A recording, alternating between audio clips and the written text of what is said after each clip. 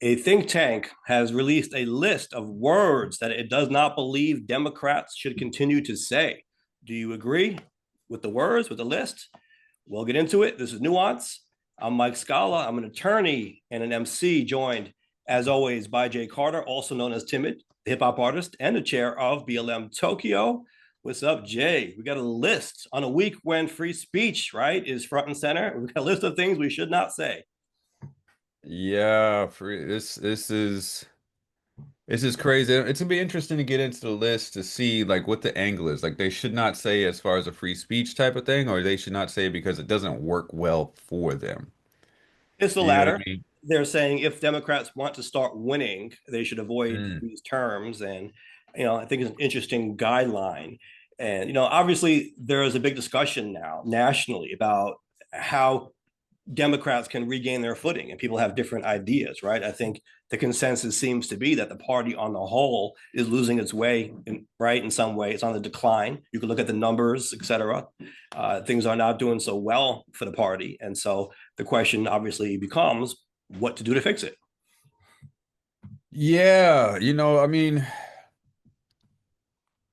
Democrats keep getting in their own way. Um, I know they're trying to tread lightly, Mhm.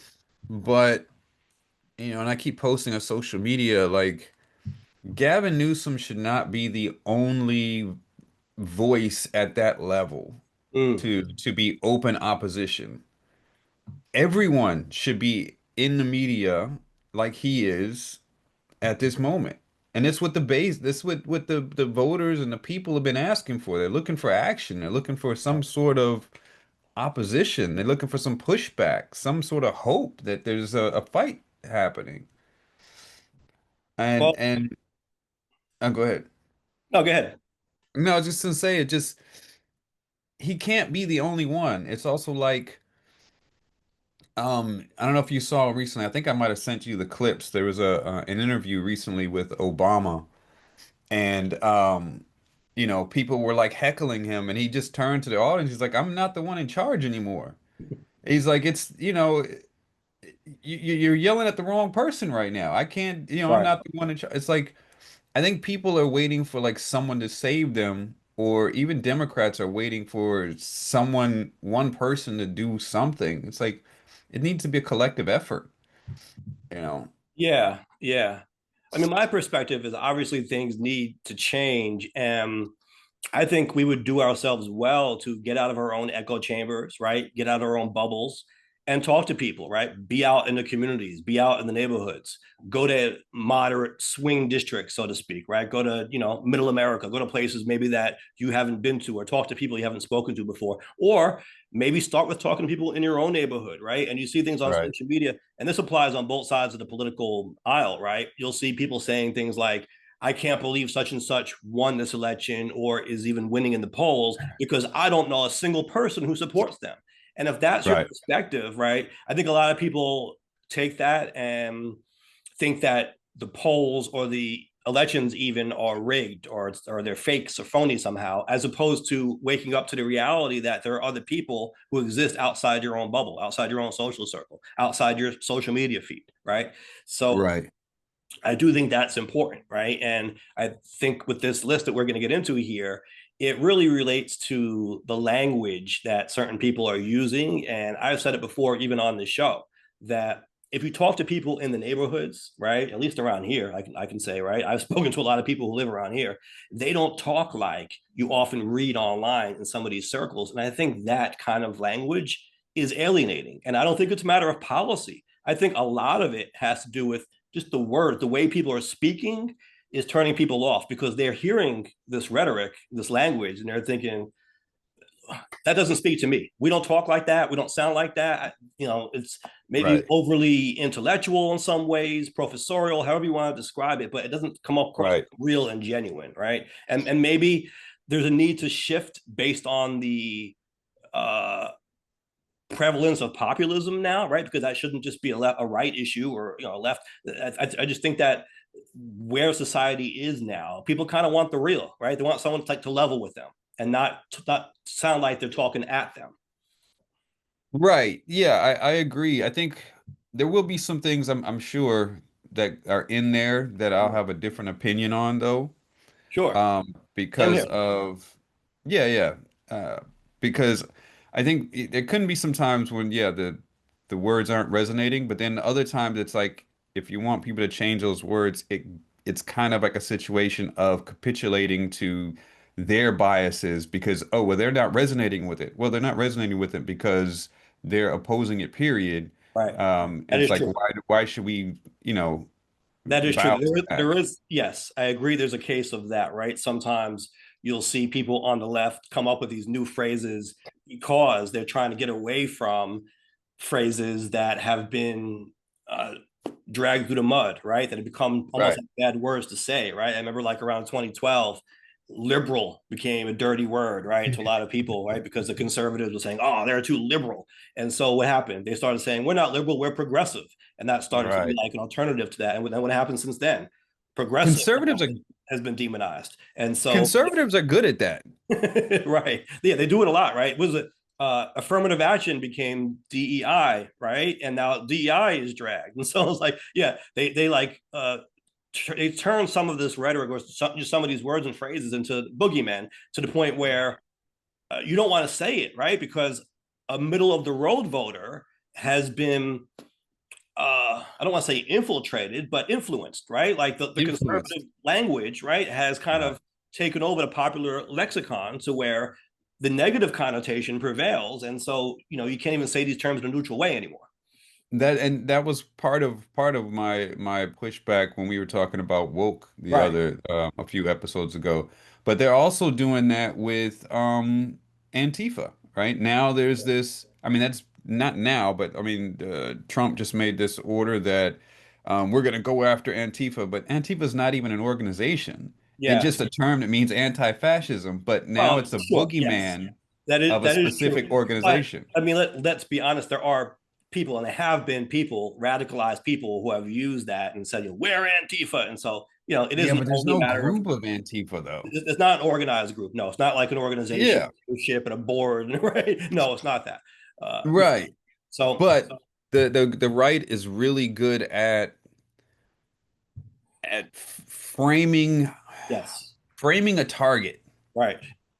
They're I really good think, at that and yes, getting everyone on board because yep. then what happens when they do it, the left, it just seems like the left just gets on board. I mean, they either take an opposite stance, which Hmm. they kind of have to in some degree. They kind of Right. have to, but by doing so, they also legitimize what the right is saying, and even if the right is just making it up for no reason, Hmm.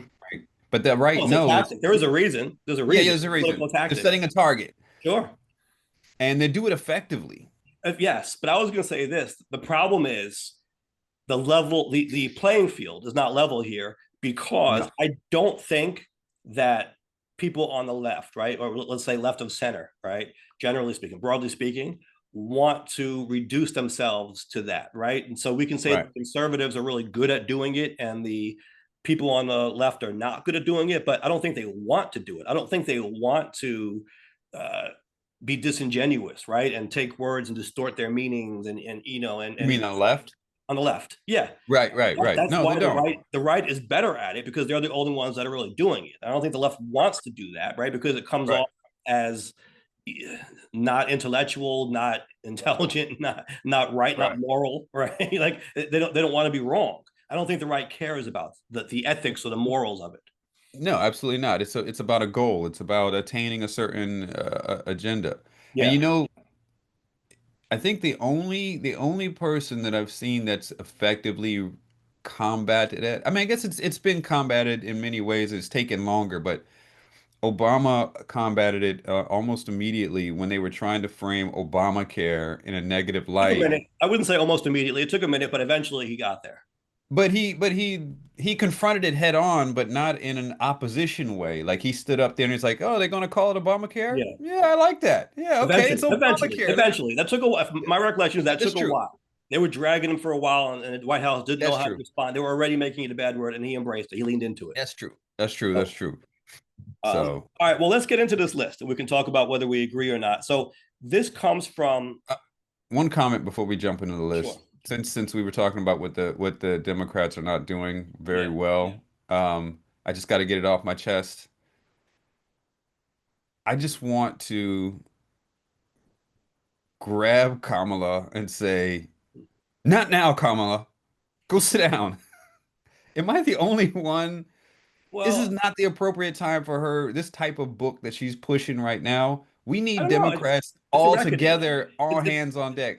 Push it's a that out to reckoning. 2028. Okay, I don't know. I think the time is now to keep it real. Right? We need to keep it real. We need to Not the be division part. because we're trying to win. We're trying to win, and you're not going to win unless you get back on track as a party, right? With your messaging, and you got to be honest. You got to confront certain things. I mean, I didn't read the book, but I read certain passages from it, and she was even self-critical. I thought she called herself reckless by not calling out Biden and just saying, "Oh, it's a matter of personal decision for Joe and Jill if they're going to run or not." She said that was reckless in hindsight. So I But think she's being honest about what's going on from what I'm seeing. I think it's a story that needs to come out. Yeah. But for me, I think that's a story that happened that should come out after 2028 if we do have another election. Yeah, Like, but I think we're in a dire why? strait right now. Get Yes. on board, and as the person who was just the forefront of the Democratic Party, Mhm. try to get everyone together, and so there's a united front. Now it looks very fractured, and But it she looks. is. It is It is. fragile. I know it is, but she We she have. could help bring that together. It Mhm. just feels like it's the wrong time I don't know. for. I agree with you that we have to try to come together, but I don't think we do that by putting our heads in the sand, right? I think we have to acknowledge the reality. Yes, things are messed up right now. The party is fractured, right? There's a problem. We don't have a unified front. So how can we try to get there? And to this list that we're going to discuss, I guess we need to be asking ourselves, will this help us do that? Or is that going Right. to keep us further divided, right? Is that a step in the right direction? So Let's the get into it. yeah, let's look at this. This Not is now, coming from Kamala. a group called Third Way. It's a think tank. Third base. Third Way. So let's click on the about page on their website, thirdway.org. And just to let people know what this group is, it says Third Way is a national think tank and advocacy organization that champions moderate policy and political ideas. Okay, so keep that in mind. They're describing themselves as being moderate. Our Moderate. work, our work on the center left acts as a critical bulwark against political extremism. Okay, so they say that they're center left. So right away, I think people are going to look at that and be like, well, if they're on the further left, right? If they consider themselves to be the left wing, the progressive wing, whatever, they might be like, well, why should I listen to a group that calls themselves center left, right? And they said that they're moderate. I don't like them already. So I think that speaks to the division that we have. True, true. All right. So we're not going to read everything. Of course, people I think are encouraged to read this because it's interesting. And of course, you could agree or disagree, right? It is on their website, thirdway.org. Like we said, this article here is entitled "Was It Something I Said?" Right? It says most Democrats do not run or govern on wildly out of touch social positions, but voters would be excused to believe we do because of the words that come out of our mouths, which sound like we are hiding behind unfamiliar phrases to mask extreme intent. That's an interesting perspective, and I think I agree with that. Um, yeah. Wait, where are you at? In Am I the looking at the beginning, same thing? Yeah. this is the second paragraph. I must have missed it here. I'm just gotta. Goes to the top of the article, second paragraph. Yes, I see it. Okay. Right. It says many Democrats are aware that the words and phrases we use can be profoundly alienating, but they use it because plain, authentic language that voters understand often rebounds badly among many activists and advocacy organizations. Now, that resonates with me as well because I've spoken on this, my experience running for office, right? You sometimes ask yourself, how does a candidate win or gain support in an area where the voters don't seem to align with that brand of politics? And the answer often is they're being propped up, they're being supported by groups, advocacy groups, right? Different people, different special interests who don't live in that district, right? There aren't voters of that district, but they are trying to get more candidates in their lane elected. And so they will contribute funds, right? They'll do endorsements, they'll oftentimes contribute volunteers, campaign resources, right? And so you'll often have candidates with the most resources because they're getting them from other places outside your district. But nonetheless, they are now in your district with the most resources, and that puts them at an extreme advantage, right? Even amongst voters who may not agree. But you have to understand, we don't live in a utopian society. It isn't like, number one, everyone's voting. They're not. Most people aren't voting, right? And number two, especially in a more local election, people aren't paying attention that closely to where every candidate stands on every issue. They aren't like doing a whole analysis on, okay, Right. I've done my research and I think this candidate agrees with me 79% of the time. And this one, 72% of the time, I'm going 79. They're not doing that, right? They're just getting the information they're getting. And yes, if you have more resources to bombard people with your message, and by the way, if you can spin the narrative, right? So maybe take a position or something out of context that one of your opponents said, well, that can be effective too, unfortunately. And so it does become a resources game. And that's why I think this is true when it talks about candidates sometimes shying away from language that might resonate with their voters more in favor of language that resonate with these groups on the outside, because those outside groups are the ones who are going to be giving them the resources to run their campaign. And so that in itself is a problem. And I think what the Democrats often do also is they may pander a little bit Mm. more. So like they depending on the audience that they're speaking to, they might try to adopt whatever that language is. Um, Whereas I think with the right, I mean, I guess it's also inherent of just the fields they're in. The right does have a kind of a unifying message.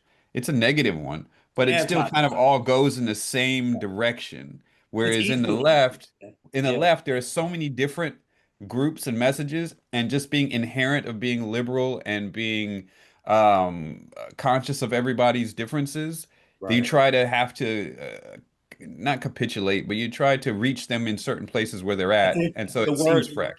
the word might be triangulate, maybe. Could be. It could be. Like for Yeah. example, um, when Pelosi and them came out with like the African kente cloth to try to show that they were with it, like that just Yeah. says, Right. like, Right. really, I really, think that's what you're I doing? think that's what this list seeks to speak to. That I think you just kind of exemplified it right there. Yeah, and it just doesn't work out. So does that speak to the need to reduce the influence of these outside groups or interests? Well, I don't think it's a outside group. I think it's just I think sometimes, right? They want the outside group support, right? So Right. they feel they have to go a certain way instead of leaning on or representing themselves by whatever their position is, Mm-hmm. right? Like this post here says like they don't generally run on out of touch social positions. Right. If you come with that and that's what you lean on, then there's really no point, no need to change the way you talk depending on who you're standing on, Hmm. right? If they, because they're gonna 9 times out of 10, these groups are also on those positions. You just explain it. This is where we're at. Yes, but here's the thing. In my experience, and this is again Okay. maybe a problem with these groups, it's true that most Democrats don't run on crazy ideas, but sometimes it Right. sounds crazy based on the language that they use, like this article says. The problem Right. is that a lot of these groups that are controlling the resources, right, in these primaries especially, want Right. you to use that crazy sounding language. And if you don't, Shout out to the chat. shout out to the chat, if you don't use that language, they're going to presume or treat you like you're not in their club, like you're not worthy of their support. That happens. That definitely happens. And the thing is, you know what? I think on the left, the issue is all of the different groups, or a lot of the different groups, use slightly different language, Mm-hmm. but the groups on the right all seem to use the same language. Well, I don't know, but there is a lot of language that I'm seeing, and I think this list rather, lays it out. There is a lot of language I'm seeing in some of these leftist spaces, and I've said this before. Like I'll roll my eyes. I got a message, and maybe I'll talk about it when we get to the word that's on here. But I got a message from a candidate who used one of these words, and I'm like, oh, like I may agree with your platform, but you start using words like that don't represent what the average person thinks or says, or they don't talk like that. It is off-putting, right? And it's like you're going to turn off so many people by doing that. Maybe you're doing that because you're trying to get the money or the endorsements from these groups for your resources, and maybe that's going to help you ultimately in the end. But that works better, I would say, in a primary than in a general Mm, election where people will easily be turned off by that. So, mm, and even in a primary, depending on the district and the area, the neighborhood, you'll alienate people. So right. this list breaks these words down into various categories. So the first category is therapy speak. And it says, Right. these words say, I'm more empathetic than you, and you are callous to hurting other people's feelings. And here is the list in this category. So for each category, we'll run down the list and we can discuss what we feel like discussing for the category. So the list in Okay. this, Just yeah. I was gonna say just off of this first list right here, Mm-hmm. um, there is an issue here, and I think I just kind of I did a post on this recently on Facebook. Um, if we go off this definition here, where these words are saying, you're callous for hurting others' feelings, the right doesn't care about hurting others' feelings. The left cares about hurting feelings. The left cares about feelings and emotion. The right doesn't care about feelings and emotion. So these might not reach some people. But okay, but so I'm confused. What might not reach people? Refraining from saying these words or saying the words? Saying the words. Okay, but it's saying not to say these words. Right. That's what I'm saying. So that could be Let's go. why. Well, let's go over Yeah, the let's go words. ahead and go to. So the words that they say Democrats should not say because they sound too much like therapy speak are Right. privilege, violence as an environmental violence, okay, dialoguing, othering, triggering, microaggression, assault or invalidation, progressive stack, centering, safe space, holding space, and body shaming. And it says, be aware of words proliferating in elite circles that have been closed off upon that have closed off open conversations and have made it uncomfortable for many people to engage in hard topics. So it seems like what they're saying is when people start using these words, people will feel like they're being closed off, right? Like they can't even join the conversation or be a part of the conversation because they're being called callous. Right. And I'm gonna go 50-50 on this description here. Mm-hmm. Right? This bottom part, these words being proliferated in elite circles that have closed off open conversations and made it uncomfortable for people to engage in hard topics. Because I'm recognizing a lot of these words, and I know where they're coming from. Some of Sure. these words. Sure. Microaggression is definitely one that is in the Black activism space, or even in just the Black progressive type of space. Mm-hmm. But it does describe a very real Right. action that Black people have to face and have to deal with. Agreed. And here's the thing. I think all of this is real, right? I don't think they're trying to say that it doesn't exist or, the problems that people who use this language are trying to solve are not real problems, right? It's not a critique on the policy, I don't think, or the intent. Right. I think it's a critique strictly on the language. And maybe part of it has to do, like what you said, with the right kind of bastardizing some of these words and making them sound bad. All right. Nonetheless, I don't think most of these words are words that most people use in everyday language. So they do come off as elitist. Maybe you can describe the issue without speaking this language all the time. Um, yeah, to some degree. I go 50-50 because I Yeah. can see that, Mm-hmm. but at the same time, I also want to say like, you know, if this is what it is, having to talk around it to explain to True. people by talking around it is basically, capitulating to their biases, I and could see them that. not growing. But for example, And so here's the word. I mean, there's a few that are standing out to me on this list. Centering is the one. I know you hate centering. Yeah, because it's only used by people who are trying to signal that they're in that lane, right? That they're in that club. That hey, I I should don't be think supported so. by yeah, I should be supported by the Working Families Party because I just use centering in my platform. Yeah, it's like that kind of thing. And who really talks like that? You walk up and down the street in Howard Beach, is anyone in their daily conversation saying centering that way? Tonight for dinner we're going to serve a meal that's centering your nutritional needs. Who talks like that? Like that's not real. The cons the action is real, Yes. but in Talking common about the language, conversation, the in rhetoric. common conversation, Yes. people don't generally use it like that. It's used a lot in activist spaces. It's Academic used a lot spaces, in right? academic Yes. spaces. Boom. Boom. Right. And hence the perception that the Democrats have become the party of elite academic liberals, right? You don't want that. You want to get away from that. You want to, again, bring people into the fold, right? Don't try to alienate people. A lot of people don't have college degrees. A lot of people didn't go to college on the East Coast, right? There was just a video. Wait. Why is it that people didn't go to college on the East Coast? What, the people who went to college on the West Coast are worse off? No, well, no, okay, West or East Coast. There's a phrase coastal elites. Have you heard this?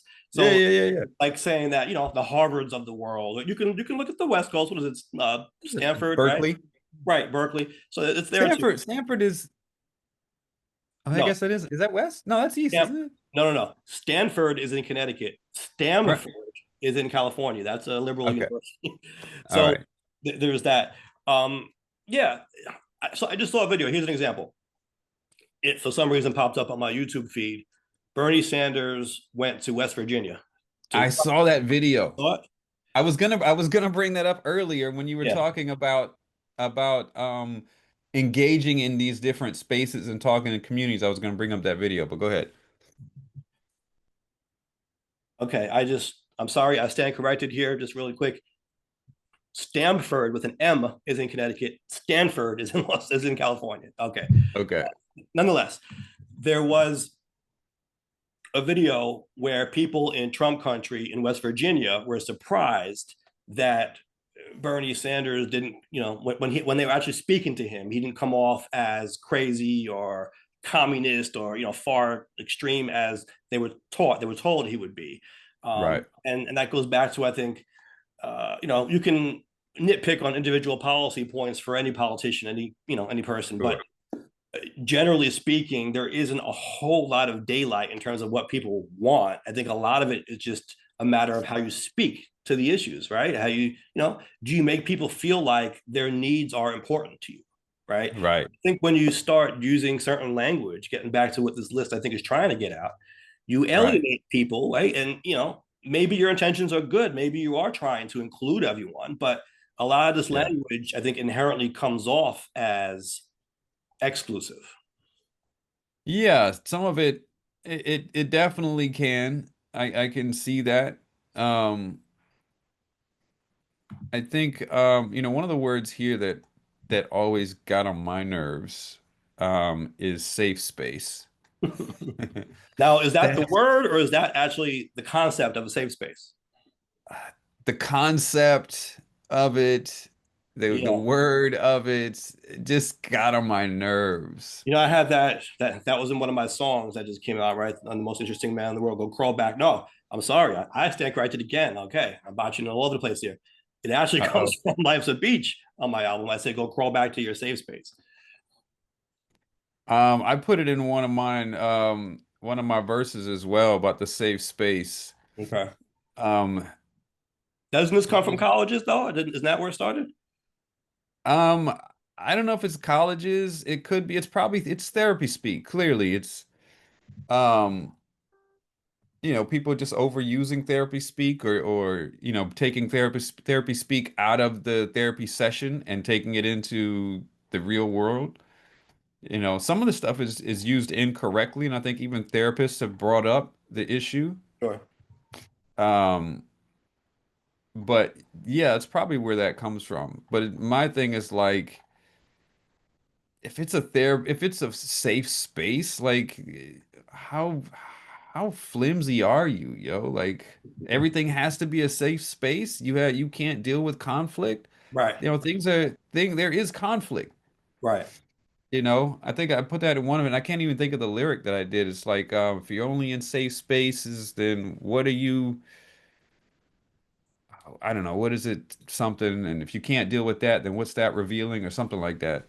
Where's conflict supposed to take place? Something. I forget Where's what the learning? lyric Where's was. growth supposed to take place? Right. So Yeah, like anyway. yeah, no, I agree with that. And here's one before we move on to other categories because there's a Yeah. lot to get to. Progressive stack. Are you familiar with this? I wanted to ask you this in your Never heard of it. really okay. I was going to ask you that because you are involved in activism, obviously, uh, Never heard of it. with BLM and so forth. I encountered this when there was a rally that was being organized in Ozone Park, and the organizer at the time said, "We're going to use the progressive stack to determine the order that the speakers will speak in at the rally." It might have started around Occupy Wall Street, but the idea was that they were going to prioritize the order of the speaker based on the identity group they belong to. I don't know if there's only one way to do it or there's a few ways to do it, but it was something like you start with women of color, then you go to Mm, men of color, then you go to white women, and then you do white men last. And the idea, mm. obviously, is it's supposed to center marginalized voices, right? Right. But they call it the progressive stack. And I don't know if it's one that really comes up a lot in common lexicon, but I've seen it in association with that type of rally. Right. Yeah, I mean, you explaining it, it makes sense, but I've never come across it in discussions that I've had. I don't really, and this is where I get at odds sometimes with that community, with that Mm-hmm. activism space, Mm-hmm. because while I understand how that can be important, I think it's sometimes it can be really too rigid. Yeah. Um, and I'll give you an example. I think we were talking, I forget what it was. I was in a meeting with some people in the groups, and someone brought up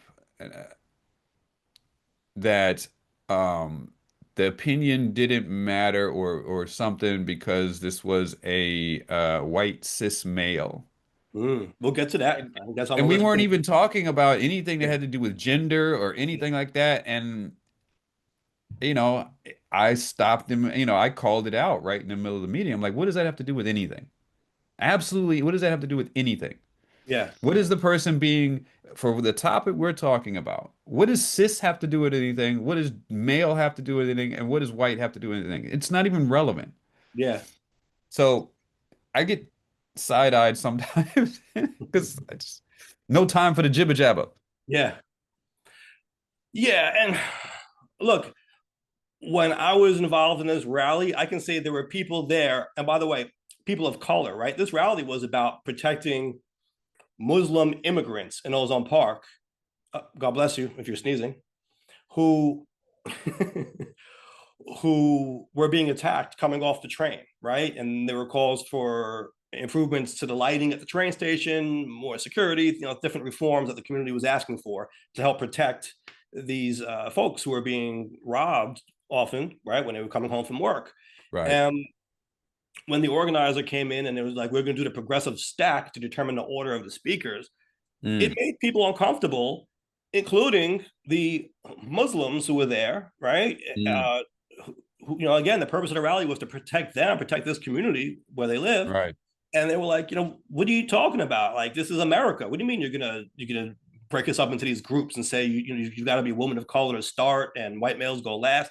They were like, no, it shouldn't be like that. I mean, it should be done in a fair way. Maybe, I don't know, the first person to sign up speaks or whatever. There are other ways to do it that doesn't divide us based on gender and race and other qualities. Because while I understand maybe the intention, right, of Yeah, I understand the prioritizing, intention yeah, behind it yeah, completely. trying to kind of elevate voices that have historically not been elevated. I get that. And I think that's good Absolutely. as an intention, right? But the application of it, I think, just turns off too many people, right? And it isn't just turning off white males, is my point, right? A lot of people who are people of color in that room are like, "What are you doing?" Like, whoa, like this.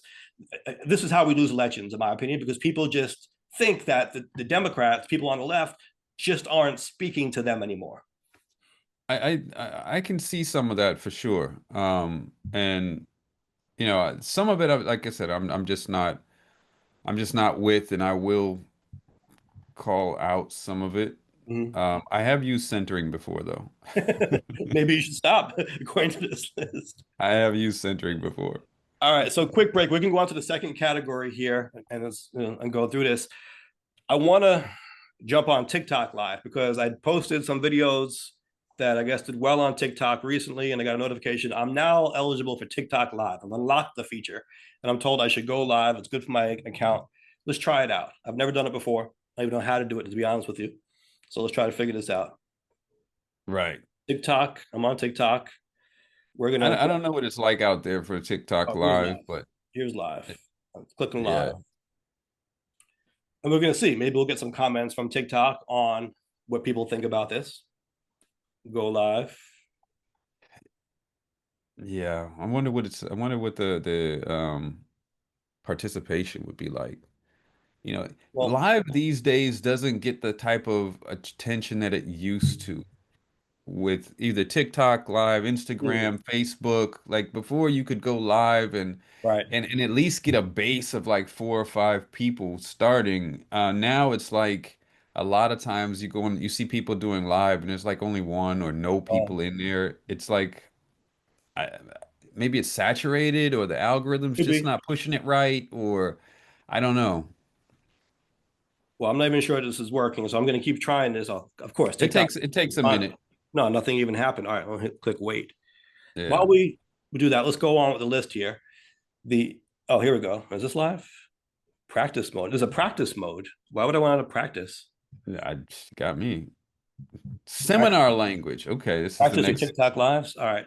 Yeah, so seminar room language is the next category. And it says this language says, I'm smarter and more concerned about important issues than you. Your kitchen table concerns are small. Hmm. Mm, Now, I'll be honest, I'm reading this list and okay, some of these I can see, some of these I don't really know why they're on here, but let's get into it. So this list here says Democrats should not say these terms: subverting norms, systems of oppression, critical theory, cultural appropriation, postmodernism, Overton window, heuristic. I don't know if I heard that one. heuristic. Heuristic, Yeah. existential threat to climate, the planet, democracy, the economy, etc.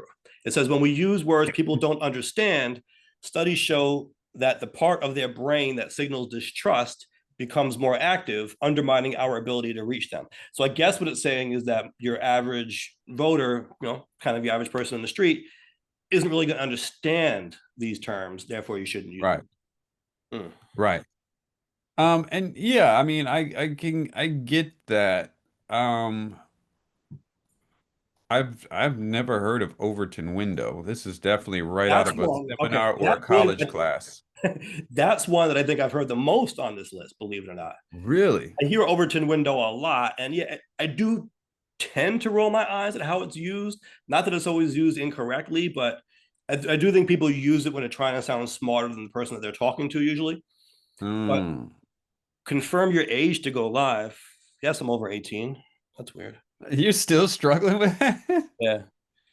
So Overton window refers to the bounds of discourse from a left right partisan lens, right? So I guess you kind of think of it like you've got a glass window, right? Think of like an opening, right? Something you can see through, right? Hmm. And it can move to the left and to the right, and it defines the scope of our political discourse in the country. And so what people tend to say is the Overton window has moved so far to the right that people are considered on the far left who are really kind of in the center. You know, Yeah, that would definitely confuse the average it person. I'm does. confused with it. I mean, just like it seems overly complicated for something that could be said more simply. Yes, I agree. I agree. It's not really a hard concept. Like once you understand the concept, then I think it becomes a shorthand, like you had Overton window. But you're right. Most people, it's gonna make you sound Right. like you're trying to use fancy words to win an argument. Right. And if you've got to take the time, if it's something that you need to explain, a concept that you need to explain, then you're not going to reach the most people. You got to say it in a way. You can say if I mean you can explain it or not explain it, but talk about that same idea in common language that most people understand, um, instead of having to explain what you're talking about. You don't want to have to explain it first. Right. So one way of thinking about this, as I confirm my birthday here on TikTok, is Jesus Christ. what people often say is the Overton window in the US is to the right of where it is in Europe. And so, like, our far left, they'll Yeah. often tell you, is really kind of right in the grand scheme of things, right? It's just, Yeah. we're kind of like, focused in on our politics, like, look, like I said, like looking through this window, but what we're seeing is wherever the window happens to be on a scale. So if it's like, to the right, so basically what they're saying is like the conservatives have dominated the conversation and the narrative to the point where we're pushing back against them, but we're not really fighting for progressive policies or agendas on the Right. left. Our left is just relative to their right, which is really on the whole on the right because our political discourse has been shifted so far to the right by the conservatives. If I that think the simplest way is to say our our political discourse has shifted to the right. It's just Yeah, like it's that's just that's basically what it means. But yeah, and it's true. It people has. use that when you try to say like such and such is on the left, and they'll be like they're not on the left. They just look like they're on the left because the Overton window is so far to the right. Yeah, Yeah, yeah, you're gonna lose so many you're gonna people lose that people. way. Yeah. Um, Definitely gonna lose people that way. Um, Oh my goodness. Postmodernism is another one. I don't like these types of terms. Like, what is it Yeah. even? What What is? is that? I never heard the term. I don't think heuristic. What is that? Heuristic, it's like an approach to solving a problem that's it's not optimized, it's not perfected, it's good enough, right? An approximation, so to speak. It's you know, it's I guess more of a casual approach to some way. You hear it a lot in like heuristic learning or things Okay. like that. Uh, Shortcuts allow people to, it's like solving problems in a not so rigid way, so to speak. I don't think it I don't think it's necessarily something that should be in a common conversation like this. Again, seminar room language, Right. college theoretical discourse language or something. Right. Yeah, no Okay. one's gonna know what that is. What about cultural appropriation? Because that is a phrase we hear even in hip hop. Now, I've got an I've got an interesting relationship with cultural appropriation. Mm.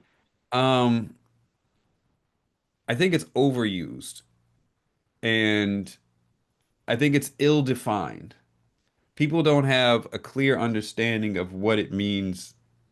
And even amongst the people that use it, there are different levels of what it means, right? Some are so there's no specific definition. So I don't think it's something that's common, should be commonly used. Like I look at cultural appropriation, because we did a video about cultural appropriation versus cultural appreciation, and I've had people come up to me and they're like, they didn't get it, and it felt oppressive, not oppressive. It felt difficult to exist in the space because they Hmm. don't want to offend and they don't know what's the right way to do it because everyone's saying something different. Okay. Um, I think it's more about being involved in the culture, being the face of a culture that's maybe not one you come from, but I add the caveat of excluding those people that it come from. Not just like, oh, are you wearing braids? You're Hmm. culturally appropriating. No. Like if you are doing, for example, black traditional cultural things or black cultural things while excluding black people, Gotcha. that's to me, that's the appropriation part. Not that you're just doing it. Right. Right. I think Right. some people go to the extreme and say, you're Yeah. just doing it. Like, oh, you're a white guy rapping, you're culturally appropriating. Right. Right. Like, Culture no. vulture. Yeah. Right. There are some people who are culture vultures for sure. Right. But if you're Right. a white guy rapping, you're just in the culture. But if you're a white guy rapping and you're racist against black Right. people, you Right. don't want any black people around you or Right. in your scene, now you're Right. appropriating. Now you're Right. appropriate. Yeah. That right. If you're Right. taking it and you're benefiting and you don't care about the culture, or you could even be demeaning the culture. You're just using as a means to an end. Now Hmm. you're appropriating. Yeah. But Yeah. I think it's overly used. Overly Yeah. used, and yeah, and to the point where people hear it and it just becomes like a polarizing term, I guess. Yeah, yeah, Mm. exactly. Okay. So I get So that with yeah. a lot of stuff. Even racism is a sometimes um some of the black scholars would use racism, and this is where I would differ as well, where they'll say, white people can't, black people can't be racist because Mhm. racism is inherently about power, and or to be racist, you have to have power, and this is where I differ with that, and this is taught in a lot of black studies courses. Racism doesn't inherently contain power. Racism is discrimination based on race. Power makes your racism effective. Right. Right. That's where the difference people is. people right, they differ on that definition. So I am on TikTok live. I do have a few people joining. Shout out to Maria, Joanne, Mercy. We appreciate your participation here. um for those of you, Subscribe on the YouTube channel. yes, this is Nuance with Mike Scala and Jay Carter, our weekly podcast, and we are asking if you all agree with this list that was put out by a group called Third Way, containing words that they say Democrats should not use because it's costing them elections, right? And Yeah. so we want to get your input on that. That will be the poll as well. So please, anyone joining us, whether it's TikTok, Facebook, or anywhere else, let us know what you think. Should Democrats avoid these words? Let's get into the next category here, All known right. as organizer jargon. It says these words say, we are beholden to groups, not individuals. People have no agency. We talked about that earlier, right? How when people are Mm, running for office and trying to get resources for their campaign, they'll go out and they'll try to appeal to these groups, even if that message maybe supported by the group doesn't jive with the voters, the individual people in that district want. So right. the list here, and again, please let us know your thoughts on this. Do you agree or not? I see Lillian, David, Montenegro, Picudos, Miley, Angel. Thank you guys for checking in. Here's a No, list. you're like your TikTok is popping right now. I'm telling you, it's popping. We're rolling with it. So Democrats should not say these words, according to Third Way: radical transparency, small d democracy, barriers to participation, stakeholders, the unhoused, food insecurity, housing insecurity, and person who immigrated. And it goes on to say Democrats can fight for the poor, the hungry, the homeless, and immigrants more effectively if they speak in everyday language and in the language of those most affected by these issues. That's an important part. In the language of those most affected by those issues, right? I Right. just talked about at the rally. We were doing a rally to support the Muslim community in Ozone Park. People showed up trying to organize this who were saying things, doing things that went counter to what the very people, right, those Muslim immigrants Right. wanted or thought should happen. They're like, "Whoa, what are you talking about? This progressive stack? You're going to break people up by their race, and we don't want that." You know what I mean? So Right. I think this maybe not only alienates middle of the road moderate voters, however you want to describe them, but maybe even people that you're purporting to be supporting with some of this language. Right. I agree with everything on this list, Mm. in this part here, except, and I 50% agree with these two terms, food insecurity and housing insecurity. Okay. The rest of them, they should definitely be gone. Food insecurity and housing insecurity, I think. can be used, or can be used in a different way as well. But I don't think these are Right. such radical examples. They're still kind of understood, but Sure. they could be simplified as well. Agreed. Yeah, I'm not too mad at food insecurity or housing insecurity. I guess it's the kind of thing that can just seem like a buzz term and repeated so many times, and maybe it loses its meaning or its emphasis. Um, Yeah, I mean, you I could don't say, know. I think Yeah. to reach the common person, Right. people in this neighborhood are worried about where the next meal is coming from, right? Right. Right. That's more plainly said. Yeah, you're right. You're right. Maybe it goes back to sounding too academic. Like you're talking at Yeah, people, right? Like, yeah, you're not yeah. speaking the language of the people. That makes sense. The unhoused, yeah. There's nothing wrong with I saying don't. homeless people. You can say homeless. The unhoused kind of irks me for real. It's like even when people say things like, and I know this kind of term kind of arose from Uh, trying to sneak past barriers with censorship by saying mm, they unalive. they Unalive, yeah. unalived. I think that's a TikTok thing, unalived. Yeah. So Yeah. yeah, Unhoused. this Yeah. I Yeah. agree completely here. Person who immigrated, yeah. You can say an immigrant. Yeah, Immigrants like are not offended by the word immigrant. yeah. And I don't even know what small d democracy is. Okay, What yeah, I've seen that. I don't actually know why that is so bad. Maybe it's overused. I've seen it in the past. I never really took issue with it. what does Small it d mean? democracy. So people use that when they're trying to differentiate between the Democratic Party, right? When it's like the small d democratic values. So, like, in other words, uh, the, Oh, the values of having a free and fair election, right, or everyone being able to participate. That's small d democracy, right? Big D is like the Democratic Party being a platform. Democrat. Yeah, yeah, yeah. They're Got it. trying to differentiate from the Democrats versus Republicans, and they're just saying our democratic system. So I'm not Yeah. really mad at that, but I can see when people overuse it. Maybe they're trying to come over as like too fancy, right? Like, oh, With it, I sound smart by saying small d democracy, that kind of thing. yeah, they're actually verbalizing a grammar point. Right, right, Is what they're doing. It's small d because we're talking about the concept of right. democracy, Yeah, when not you the big right, D, we're talking about the party right, name. because when you talk about the Democratic Party, that's a proper noun, you see, and so you have to Right. capitalize that D. That's big D democracy, Yeah. but we don't say big D democracy because that sounds sexual. Yeah.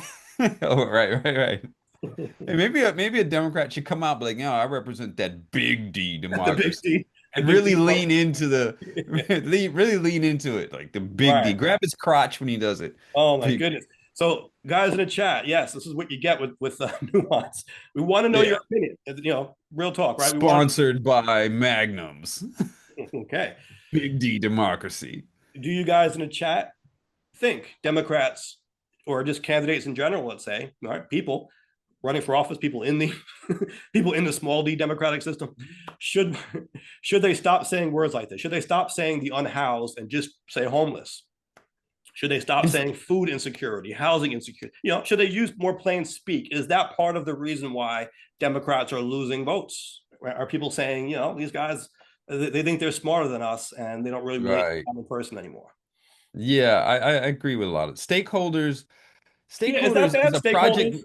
That's a project management term, right? Yeah. That's people don't Yeah. say that in their everyday lives. Right. Right. I mean, it's a word that I've seen. I don't know.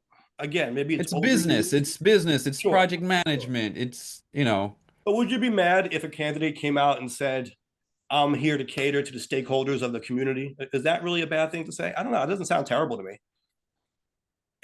I think again, it sounds too businessy. It's Okay. it's not connecting directly. I can understand why it's on the list. You know, it can be explained more plainly and more directly that forms Mm, connection. I'm here to cater to the people in the community that mm. are important, or that Yeah. the important people or something like that. You know what I mean? You Like the people are who have right. I don't know, a dog in the fight. Something Right. that's, Right. Right. you Right. know, More colloquial. You're kind of, by saying stakeholders, I guess you're making like you said, a business comparison. So you're kind of y- comparing people yeah. to the stakeholders of a business. Yeah. You can see it. Yeah. All right.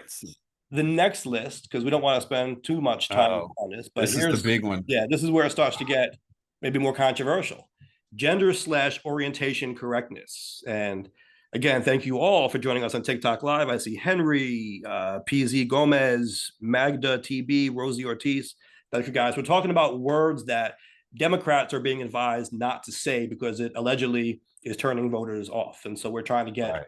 your opinions on this. Do you agree that Democrats and people running for office, people on the I Democrat hate all these words. should stop saying these? You hate these words on this list that we're going to read? I hate all these words. Okay, let's get into it. It's so stupid. Well, here we go. These are words again. Democrats are advised to stop saying. Birthing person slash inseminated person. I never heard inseminated person. That sounds crazy. Inseminated person. Whoa. Yeah. Pregnant people. That was actually added to the official Democratic platform, I believe. Yeah. Joe Biden. Yeah. Pregnant people. So was I think birthing person too. Birthing person.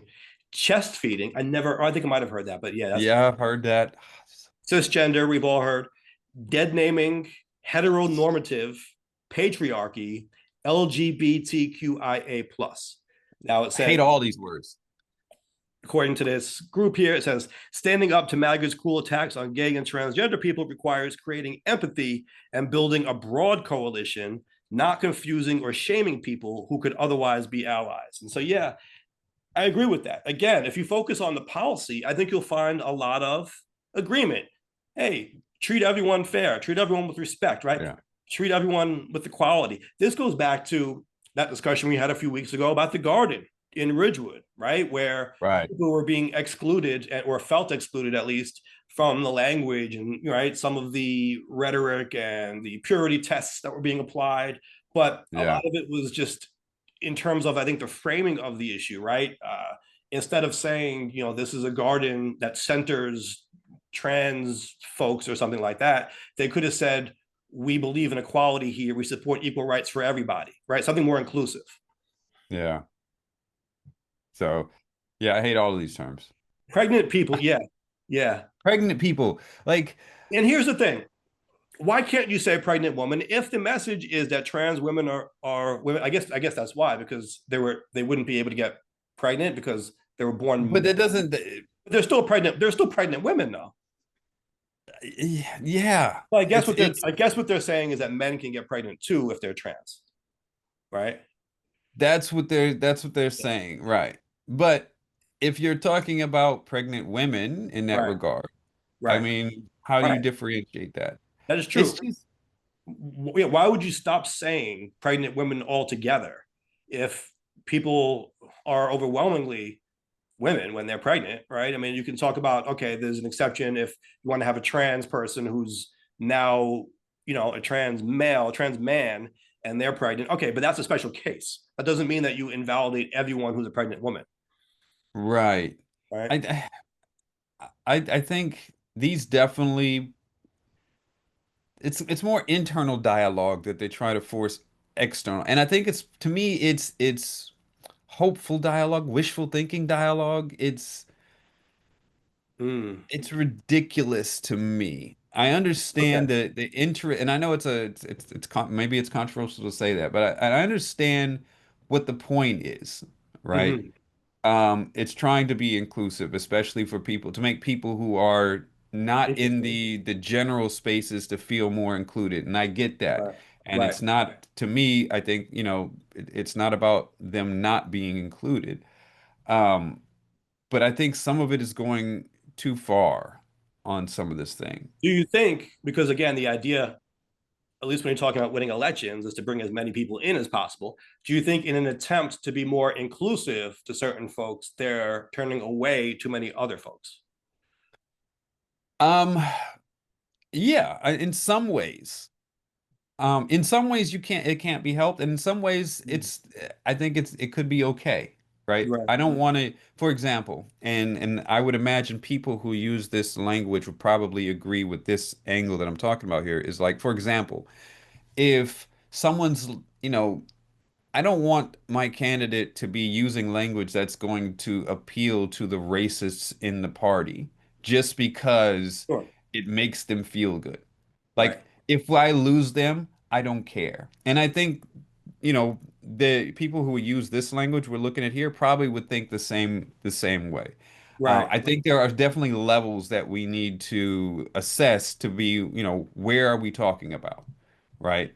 Okay. Um, Well, let me ask you, the word cisgender, do you think the that word reason needs to be removed from the vocabulary, or is that an appropriate word to use? I don't think it's here. I don't have such an offensive reaction to it. Hmm.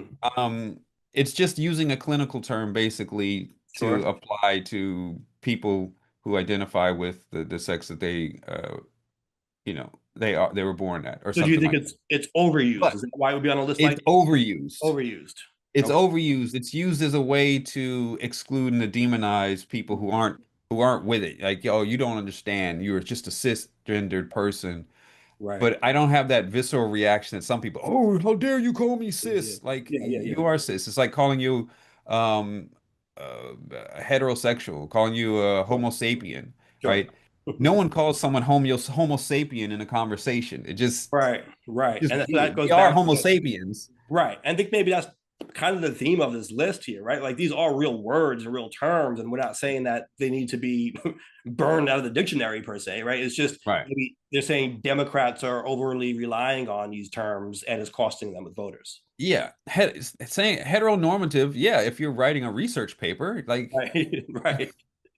Right. so patriarchy is way overused. Yeah. Um, it is absolutely a thing, but it can, yeah, some of these words are just going to make people's ears tune out. And if you're a candidate, I think, like, look, if you're a researcher and you're writing papers and you're writing this type of thing and you're in these academic spaces, intellectual spaces, yeah, go crazy. You use all the Yeah. terms that Yeah. you can. Yeah. But if Right. you're a candidate and you're trying to appeal to as many people as possible to make as many people as possible feel comfortable, don't use the terms. You can describe what the Mhm. terms are representing because some of these again are they can sound elitist, they can sound Right. exclusatory or divisive, um, Exclusionary. Yeah. exclusionary. I don't know, but yeah. And then I like exclusatory. It's like combining exclusionary with accusatory. Maybe yeah, I must have made that up, right? that's where we should start saying more. Birthing person and inseminated person really. I've never heard the term inseminated person. Chat, test, Angela Bailey, Jennifer Wool, Gabby Vega. Have you heard the term inseminated person before? I What do you I think think about that? it's birthing person. Oh, that yeah, no, it's like shut up, just please, just shut up. Do you Yeah. think there are people who are going to be hearing this discussion and they're just going to be outraged that we're even saying these words should not be used or they're overused? Like, what are you guys talking about? You guys sound like bigots right now. Sure, absolutely they will. Absolutely. That's a problem. I think that's a problem. Absolutely. And I so, think they absolutely will. you know, and look, I think I said it at the beginning of this discussion. I agree that there need to be changes, right? If Democrats want to start winning again, they're going to have to make changes. And I think Right. there is pretty broad consensus on that thesis, right? I think the disagreement comes in when you start talking about what changes do you make, right? Like, I don't think, me personally, making a hard turn towards communism is the answer. No. Some might think it is, and Right. I tend to agree that these words, and this is not the whole story, right? And I don't think the list is acting like this is like the silver bullet. There are obviously other things that need to be done, but I think this list has been worthwhile, and it doesn't mean that we agree with everything on here, but so far, I understand what they're getting at by saying Right. Democrats are losing by using these words too much. Now, I don't think the politician needs to be it's not often going to be using some of these words. Like cisgender, Yeah. if you're talking about that topic, Mm-hmm. then it could make sense to use that word. If you're doing a broad speech, Right. then it doesn't make sense to use that word. You know what I mean? Right. Right. So if you're in I a think yeah, space, I think what it is that it's a kind of word that makes a lot of people feel defensive when they hear it because of right, how it's often used, right? So people will hear it I think you alluded to this earlier, right? Like, what do you know? You're Right. just cisgender. So people will hear the word and they'll think, oh, you're accusing me. Again, when we say excusatory, I like that because that's what it sounds like. It sounds I'm like gonna look that up. Is that a you're excluding me from the conversation and you're also pointing a finger at me. You're accusing me of being ineligible, right? Not able to speak on this outside my realm. And it's not the way you want to talk if you're trying to bring more people into the fold. I mean, you know, right? to win elections, I think you need to use addition, not subtraction. And You know, this subtracts. excusatory is a word and it means tending to or intended to excuse, aka apologetic. Okay, so it doesn't mean what we said it could mean. Right. Or seeking to excuse or justify a fault or offense. Okay, interesting. Yeah. All right, Um, let's get to this next list. There's yeah. only two more lists, so we'll go through them here. Yes. Yes. You like this next list? Okay, here we Oh, go. all of these, yeah. All of these could go. Chat, let me know. Should these words go? Are they overused by Democrats and by people in general? Here we go. But do Democrats really use these? I mean, go ahead and do the words, but People yeah. do. People do. I don't know. I don't know if it's as much candidates or, but you know what? Even if the candidates themselves aren't using them, if people who support the candidates are, they're going online, right? They're using these words all Right. the time. That also turns people off because people associate it with the brand. They say that's the base of your party. So the shifting language of racial constructs. It says these words signal that talking about race is even more of a minefield. You will be called Right. out as racist if you do not use the latest and correct terminology. And here are the words: Latinx or Latinx, BIPOC, allyship, intersectionality, minoritized communities. And it I've says, never heard I never minoritized heard that one community. either. Is that a Yeah, new go one? ahead. Marlene, have you heard minoritized communities? It says, as we fight racism and discrimination, we should reflect upon whether the words we are using are part of the reason Democrats are losing support from all non-white voter groups. That's an interesting point. They're not saying they're losing support from white people here. They're losing support from all non-white voter groups with some of these terms, allegedly. We must know when to take a step back and listen instead of peppering our websites, fundraising asks, and newsletters with sociology buzzwords. I love it. I love it. I love it. When I hear centering, that's what I think of. You're peppering your rhetoric with sociology buzzwords. Go ahead. What are your thoughts on these words? I hate them all. You hate them all. Uh, I hate them all. Oh my Listen, goodness. All right. um, Latinx, I'm not part of that community, Right. but from the people that I know in the community, and I think it's kind of a dead term largely these days because a lot of Hispanic folks or Latin folks are like, They I'm don't not like it. using that nonsense. They don't like This it. is this Yeah. was middle-aged, this is Yeah. young to middle-aged white women Mhm. coming up with some kind of a term that some people were saying. Right. Um, Right. yeah, That I don't BIPOC really. Oh, I hate BIPOC. I've got a BIPOC story. By the way, it almost sounds like a rapper, doesn't it? BIPOC. Yeah. No, I hate No, I BIPOC guess so that sounds much. like that's like if Tupac went both ways. BIPOC. Uh, No, I hate BIPOC. And another term I so hate. let's say what it means. Do we know what it means? The whole Okay, acronym. yeah. BIPOC means Yeah. Black, Indigenous, and people of color. I Okay. hate people of color Ooh, you hate with a people of color. passion. Yes, I do. I hate them. That sounds like you're a racist there, Jay. You hate people of Yeah, color. right. And I'll tell you why. Here's the thing. Yeah. Um, I understand it's trying to be a term that describes a wider group, right? Mm, Black group, black people, indigenous sure. people, and other people of color in the group. What I don't like about using that or POC is because oftentimes people use it when they're Mhm. talking about black issues, but they use it to try to include other people to get support for black issues, Okay. as if black issues can't stand on their own. And they can't because people don't really give a dang in the States when it comes to black issues until it touches themselves. Mhm. And so that really irks me. And I give a another example here. We did one of our webinars where we were talking about some anti-blackness in media. We were talking about cultural appropriation versus appreciation, trying to explain it. We did Right. this thing. It was like a 2 hour webinar we did. And someone one of the organizers that was in our group, their friend was watching it, and their feedback later was, "Oh, I thought it was great. It was informative." Um, but I wish they would have talked a little bit more about this group, this group, this group. This webinar is specifically about Right. anti-blackness. Why are Right. we talking about other groups? And the fact that you were listening to it, waiting for something else to be included, means that you're not paying attention and you don't think it's worthy your attention. Right. That's what terms like this say to me, right? I had, I'm not going to say who it is, but a former colleague of mine say that she ran into trouble at an office that she was working in because she was not using these terms around the office, not even in the Sure. official newsletters and materials that went Right. out, right, or to the outside world, just internally around the office. And we used to work together in an office where we were focused on advancing issues in a very serious way, but we weren't policing the language that was used. We would joke with each other. It Yeah. wasn't it wasn't offensive to call someone black in the office because they were black. But All here, right.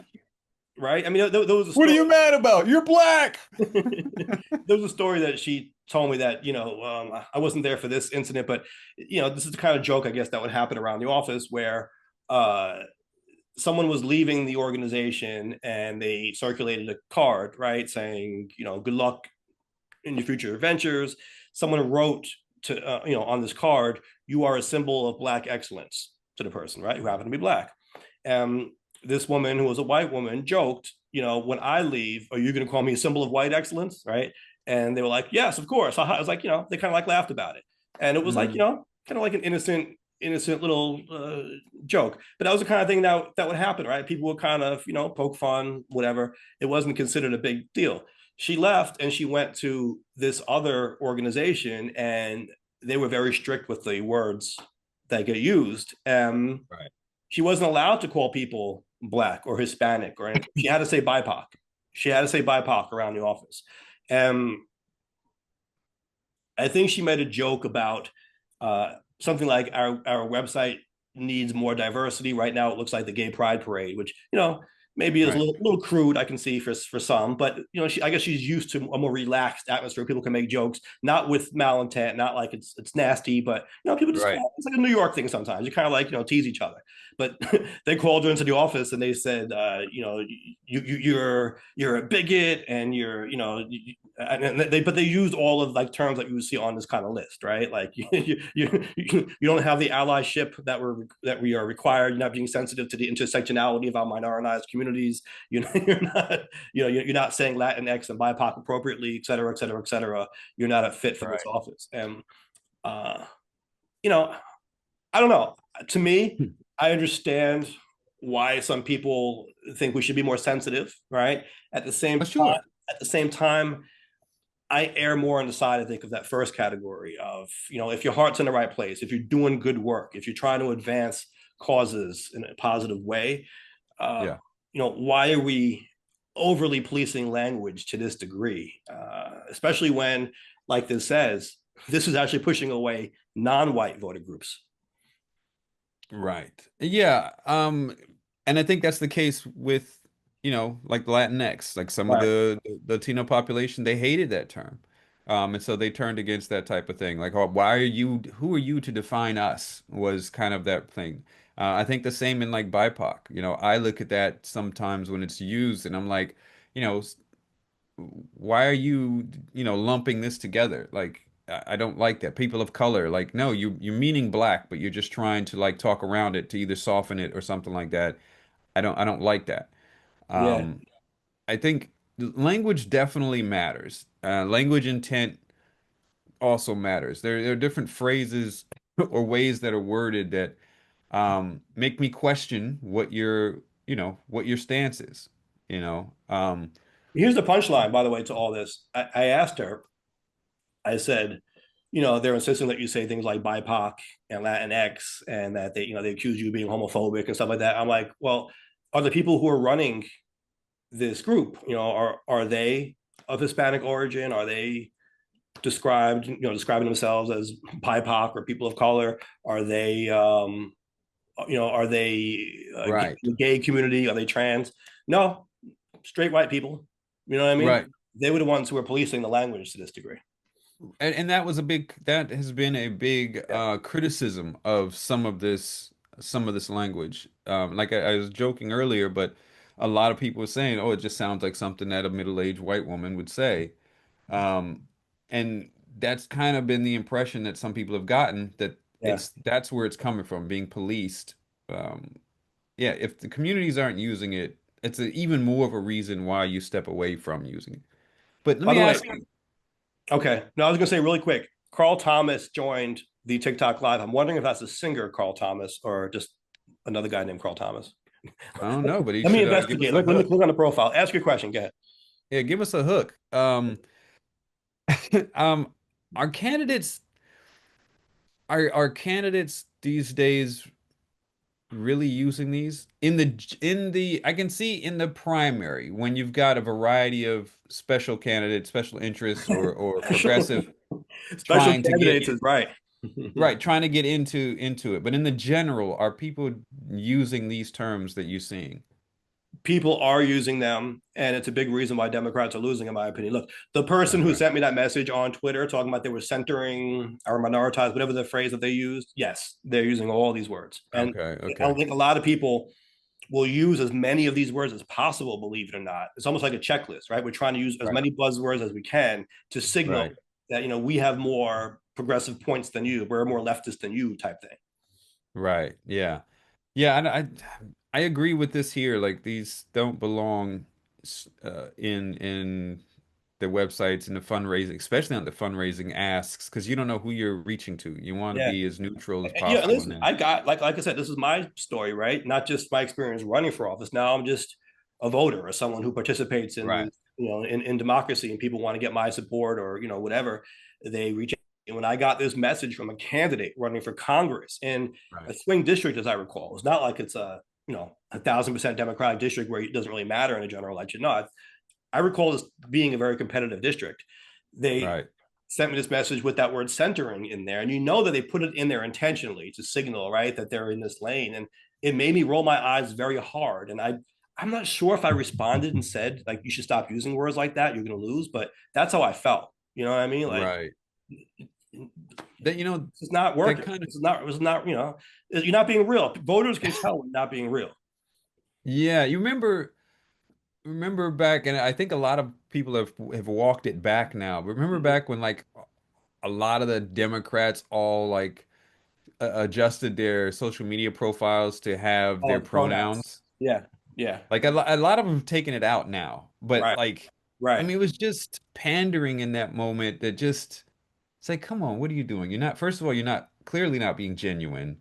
Hmm. Um, Second of all, like it's gonna push people away. Yeah. Um, you're not using it, obviously. It's just The performative. first time, the first time I saw that was in 2016, and I believe my recollection is it was someone from Planned Parenthood who sent an email into the Senate office, and Hmm. they put, it was a woman, and so she put, she/her after her name, right, in the signature, Right. and I didn't know that that was supposed to be uh, a signal of solidarity with the trans community. I thought because she was Right. from Planned Parenthood, she was kind of like saying, "I am a woman, hear me roar," like a woman can thrive in this space as well, type thing. You know what I mean? But it's not trans community. Like this is different. This is But people that's that what isn't that the purpose of so-called cisgendered people putting their pronouns to say that we support whatever pronouns you want to use? So like we want to make trans people feel safe.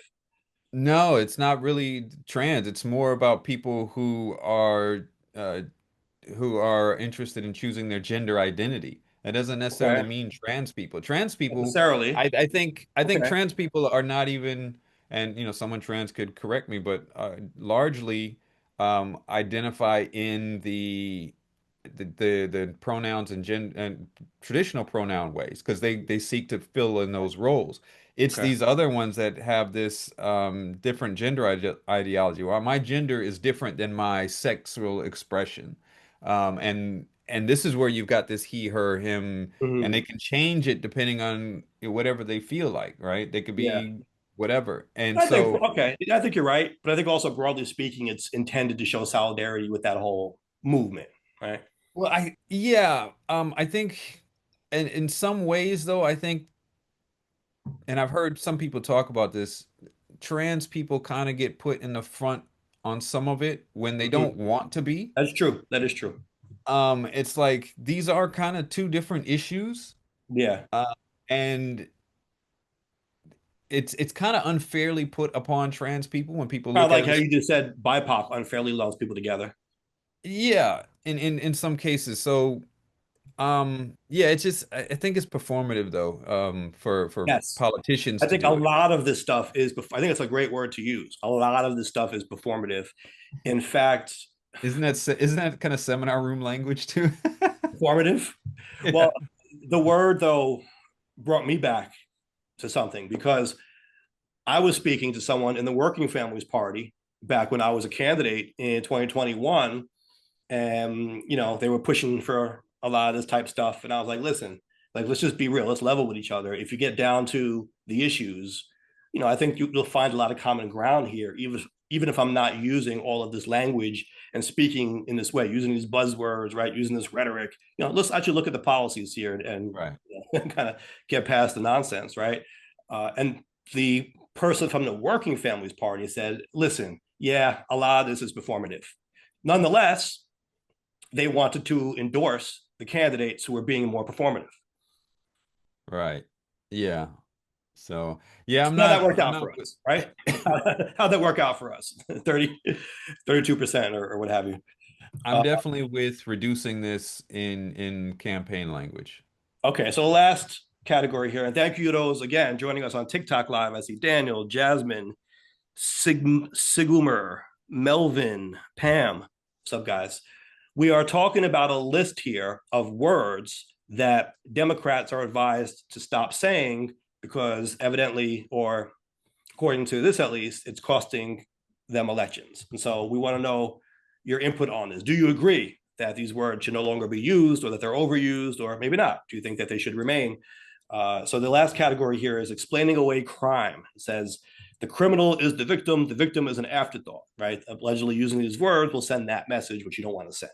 So here are the words that they're saying you should avoid: justice involved, carceration. I guess as opposed to incarceration, you say carceration. I haven't heard that one. No. Incarcerated people, involuntary confinement. And what it says here is people deserve to feel safe where they live, work, and go to school. And we can't defend the progress we've made on criminal justice reform or hope to make more unless we acknowledge that reality in plain terms. So these words I haven't really heard much of. Yeah, I haven't either. Carceration, I've never heard that. Yeah. Justice involved just sounds like it's just being pretentious. Yeah. Justice involved. Yeah, that's just come on. How Like would you who even made use that? that? Like, I'm a very justice involved person. Oh, we're here representing the justice involved. Oh, I see. Like The people in people that are gotcha. People in the criminal unfairly in justice the system. system. I Yeah. understand. So like instead of And saying like like a criminal defendant or an inmate, you would say the justice involved. Kind of like the unhoused. right. Now I can see where they're trying to um I can see maybe one of the reasons why they want to use some language like this because someone that let's say someone that is in the system Uh-huh. and they're they're in there unfairly. They are innocent. All right. To call Yes. them a criminal could Yes. be I agree. is painting the language in a way that's not good. And here's, by Justice the way, involved. on yes, on the flip side, a word that I hear a lot that I don't like, and this is a conservative word mostly, perp or perpetrator, Right, because it presumes the person is guilty without them having had a trial, right, right? So someone is right, arrested, for example, they didn't have a trial yet. Maybe they're pleading not guilty, but they'll be called a perpetrator or a perp because they've been arrested, and I don't like that. So I think that speaks to your point there, right? Maybe there's an effort to walk away from language that presumes people are guilty without them actually having their right to a trial or to be heard. right. So Right. And I think that that's an effort for that should be made. I yeah. just think, yeah, justice involved just sounds very pretentious. What about carceration? I never can we look this up? I Carceration. don't even know what that Yeah. Have you means. heard carceration? Never heard that at Carceration. all. This is what Google says. It's a rarely used older term for imprisonment or confinement in a jail or prison, while similar to the more common incarceration, which also refers to being imprisoned. Carceration is largely considered obsolete, having been used primarily in the 1870s, but it's But on what's the this list. difference? So apparently, it's being used now. I'm guessing it's being used in a different way now. What's the difference between carceration and incarceration? None, according to So this. But then, maybe the way it's used is different now because it's on this list as a word we shouldn't be saying. Maybe I can. Is this where AI mode will help me out here? If well, it has, according to AI here, Google AI, carceration is a less common, more formal term. Yeah, yes. it's stupid. Stop it. Um, Wait, someone here, the content authority here says they are not interchangeable terms. Incarcerate is more Oh, commonly used in modern, okay. I see. I see something here that I think might be hitting on what this list is talking about. It says in progressive and academic circles, the term carceral is used as an adjective to describe systems, policies, and mindsets that perpetrate control, punishment, and confinement, not just within prisons, but across society. It is more expansive and critical than incarceration, which refers solely to imprisonment. The analysis of carceral logic critiques the way that systems of policing, justice, and social control disproportionately harm marginalized communities. So I guess it Yeah, seeks to no. speak to the sociological aspect of it. No. Well, here's another attempt to separate the two. I guess from just the definition sense, carcerate refers to confinement in any type of prison or jail, while incarcerate specifically refers to confinement in a state or federal prison. Mm, Eh, semantics. stupid, delete it. We're not using it. Yeah. Okay. So we've now made it through our list. Overall, Jay, what do you think? Do you think that this is a good list of words that should be avoided generally by Democrats? But yeah, yeah, you know what? I tend to I agree with a lot of this by especially by people, elected officials and campaign, candidates. Um, it can, it can other a lot of people. I think others on that list, Jay. I know. They did it on purpose. It can, and I've used other before, Yeah, yeah, me too. but Even by the way, the author of this article says we've also been guilty of using some of these words, by the way. So nobody's perfect. yeah, I think the issue would be overusing these things. Yeah. And if there is a more plainly way to explain it, then it's Mhm. probably better to use that because it would reach more people. Yes. And that's what you're ultimately trying to do when you are campaigning for office or you're representing a wide range of people. So I would say I would agree with a lot of these on the list. Most of them, um, yeah, should go in those terms. So, guys, check this out. For joining us on TikTok Live, we thank you. I see a lot of names popping up here. Really appreciate it. If you want to see the list, right, we'll put it, of course, on the podcast and the description and everything. But here it is, Yeah. thirdway.org/memo/was-it-something-I-said. But you can probably Oh, just come on. Google it. Was it something I said? Third way, it'll come right up. It's Yeah, it'll be in the description of the yeah. YouTube video. So it's a list of words that it's saying that Democrats should avoid saying, right? Because it's costing them elections and it's turning people off, it's alienating people and saying not Right. just white conservative or moderate voters, but middle of the road voters of color. We don't maybe we shouldn't say that anymore, but non-white, I guess maybe is the way to say it, voters But as well. voters of color, it's probably okay. I don't know. Yeah. I think So it depends on when you're using it. But go yeah, ahead. Sorry. no, I agree, and I think that is kind of an issue, right? Like we've mentioned it. Like these are words, they're real words, they're real terms. So it doesn't mean that they should be eliminated from the vocabulary altogether. But the problem is, I think when a candidate or when anyone at this point says one of these terms, they're just received a certain way. They're so politically charged that people will insert their own biases and thoughts and feelings into the word, right? And so it's almost hard to use them in a way that doesn't get people emotionally responsive, if that makes sense. Yeah, and a lot of them people, the most people just simply don't understand. And if you're trying to reach them through a speech or make connections with them, talking like you're way above their heads is not going to really do that. Yes. Like, I Yes. don't think Yes.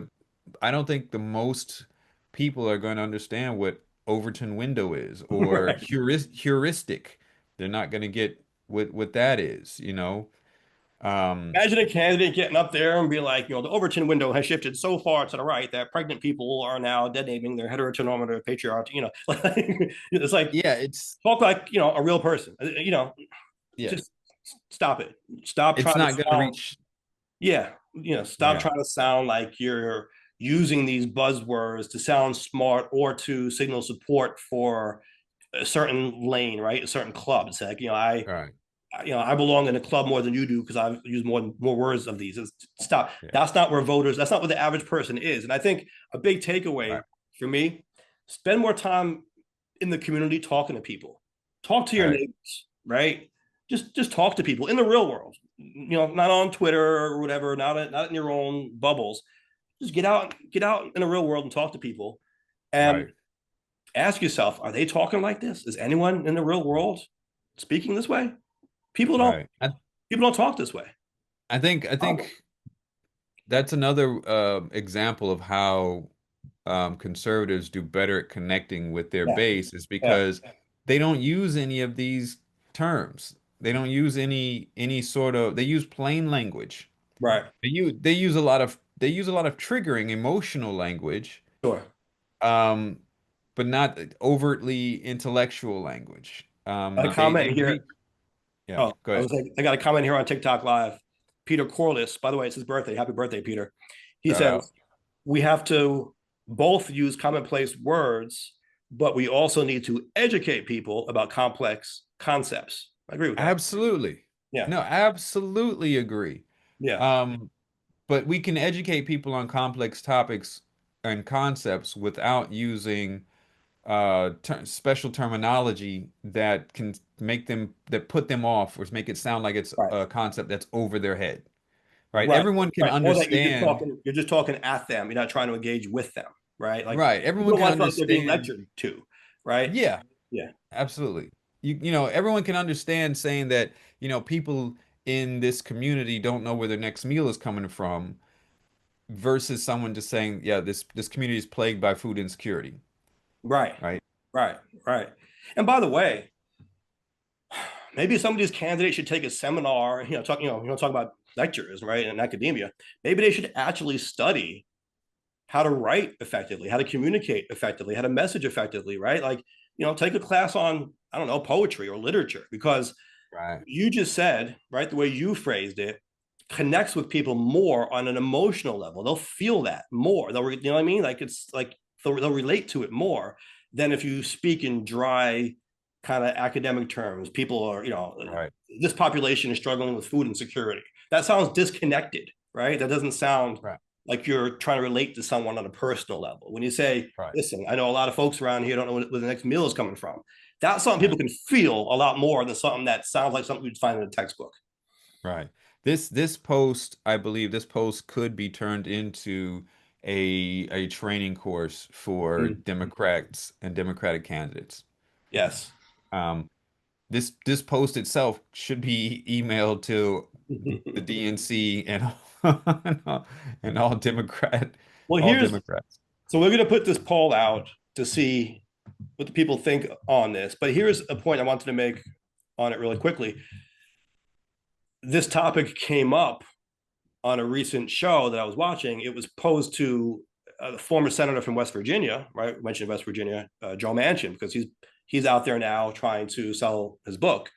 And he was asked, do you agree with this concept that there are certain words, right, that Democrats should avoid using, right? There's a list. Should they avoid all the words on this list? And now keep in mind, while he was a Democratic senator, he was known for being very much in the middle, maybe even to the right as far as Democrats are concerned. He was like a swing vote in the Senate, right? Not considered a progressive Democrat by any stretch. In fact, he now doesn't even identify as a Democrat. He says he's an independent because he's not with the party anymore, what they've become. So, with all that in mind, when he was asked a question, he said no, that they shouldn't abide by a list like this because you want to give candidates the space to just be themselves and not be bound by certain rules, what they can and can't say. I agree with that, but I think the point that we've kind of highlighted here is that the candidates aren't being themselves when they're using it. Right. They're doing Right. it to appeal to Right. or pander to specific groups. Yeah. And that's why I mentioned earlier when I asked if some people are using this in the general, because I Hmm. would expect it to be more used in the primary because you're going to have actual candidates from these groups Hmm. that are trying to run to get in to be in the general. The And so problem for is, them to use it, it's mhm. normal for their community.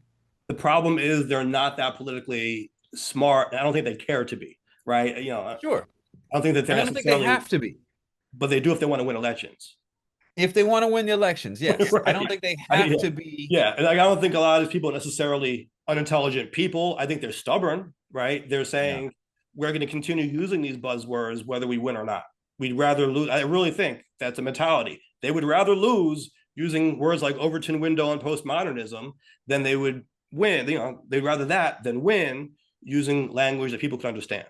And I think that's fine if that's because they're trying to represent their community and their ideology. It may be a losing battle in the general or even trying to getting to the general. Mm-hmm. But if you're being true to what your values are in your campaign, then go ahead and use it.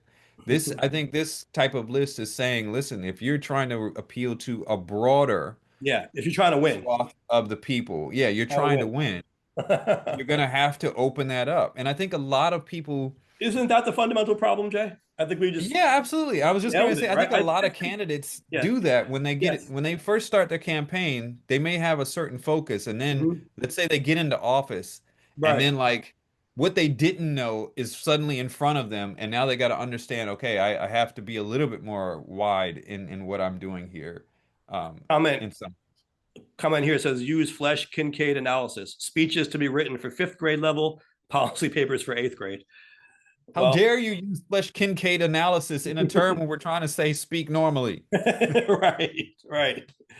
Yeah, I mean, it almost, having this conversation, Jay, it almost feels like a lot of Democrats now don't care that they're losing, right? Because it's like Right. this isn't rocket science, right? It's like they're saying, "Hey, I know that this terminology is alienating people, and I don't care. I'm going to keep using it anyway." And so, all right, you get Right. what you get. It's like when keeping it real goes wrong, I guess. There you go. When keeping it real goes wrong. I Yeah. think really, I think this could be turned into a training or a workshop and just approach campaigns and candidates and officials and say, listen, we need to go through this because you're sucking right now. So there's more language here. We're not going to get into all of it, but one of the remarks this article makes in conclusion says recognize that much of the language above is a red flag for a sizable segment of the American public. It is not because they are bigots, but because they fear cancellation, doxing, or trouble with HR if they make a mistake. And that's the exact situation I was describing earlier with my friend, Sure. former colleague, right? You got called into HR being called a bigot because she didn't Sure. say BIPOC around the office. She would just say a black person or whatever. Right. I So, think the last two yeah. sentences are very important, so I would continue with that. Okay. Or they simply don't understand what these terms mean and become distrustful of those who use them. So instead, they keep quiet. They don't join the conversation, they leave it. Yes. And that's a problem when you're trying to get support um for a campaign or for a movement or some things. So, yeah. And listen, this is, I think, in certain situations, yeah, like I said, academics, Mm-hmm. webinars, seminars, Right. go crazy, Right. right? In your spaces, go crazy. But if you want to appeal to a broader audience and want them to come on board, if you want them to understand you, then you're going to have to tone down some of the rhetoric. And you know what? Here's maybe another example. Like I talked about this with people during COVID. Okay. When doctors were coming out and scientists were put on Front Street and the Mm-hmm. language they were using to describe the what was happening with the disease, what was happening with the vaccine, and they were using a lot of laboratory speak Mm-hmm. because they're not used to communicating with the public, Right. right? There's usually a PR person that communicates, but suddenly now scientists are being the ones that are talking to the public. No one knows what you're talking about. Right. right? You're losing people because they Yeah, can't understand what you mean, yeah, right? You can't yeah, talk to the people about, an acceptable percentage, because people fall into those categories. They don't want to hear that. It yeah. scares them, and it's kind of callous because what you're doing in the lab in the lab is going to be different. But then when you're Well, talking to actual people, it so reminds me of when I went to college, right? I went to an how engineering dare you go to college? on the East Coast. Hello, liberal coastal elite here. I went to an engineering school, and the professors tended to be engineers, especially the ones who were teaching engineering Right. classes, right? But they often had a hard time acting as teachers. They knew the Right. material very well, right? And they they could use all the fancy terminology and all the mathematical concepts and the scientific, everything that you needed. They knew it, Yeah. right? And it's like not like they were bad engineers or didn't know what they were talking about. They didn't communicate well. They didn't know how to They didn't know relate how to to get people. down to their level. Yes, on a human level. They didn't make the best teachers, and Right. that was a problem. If you're going to be in politics, right, you have to be able to relate to people and have them relate to you. You have to be human. You got to be human to human, right? Right. Person to person. And so, using language that people don't understand or that emotionally resonates with them in a negative way is Right. not the way to get them on your side, especially when we start with the premise that, listen, we're fighting for things that most people are going to be with, right? I mean, most people Right. really, if you go issue by issue, most people Right. agree with what the Democrats usually are trying to push. I'm not saying everyone now. Of course, people have some policy disputes as well. But for the most part, people tend to want the same things. And that's even true, by the way, um, when it comes to conservatives, right? Like if you really ask them what they want, what's really important to them, Yeah. they're going to tell you things that most Democrats are probably going to agree with, right? On a very basic level. Absolutely. We might have some disagreements about how to get there, but a lot of it just has to do with the way we talk to each other, the way we explain these things, how we communicate. Absolutely. It's like, and I use this example when I've taught classes. It's like why you if you use ophthalmologist, you're gonna miss a bunch of people. You say eye doctor, everyone knows what you're talking about. Right, right. You know, thespian versus actor. Like, let's you know, let's stop the nonsense. I like pugilist versus boxer. You know what I mean? Yeah, exactly. Yeah. Like, let's try to stop the nonsense here. So So, another comment. all right. See, I don't know. I think this comment might be made in satire. Uh-oh. The comment says, however, by making some terms no go, you have literally created Orwellian thought crime. No, we have not literally created No. thought crime. What?